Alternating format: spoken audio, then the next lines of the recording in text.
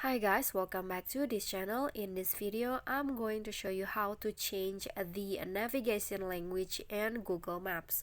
So when you're using the Google Maps, you can change the voice and language of the spoken directions, and then I'm going to show you how.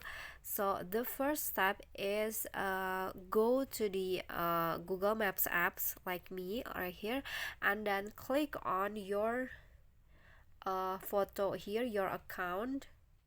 Click on this and then click on settings, and then scroll down until you find the navigation settings option. Click on that, and then here is the voice and sound menu. You can click on the voice selection here, and then you can change it into your desired language. For example, my previous default language is English, and I'm going to change it into Bahasa Indonesia, my local language or my mother tongue, just like that. And then you can just go back to the Google Maps, and then later when you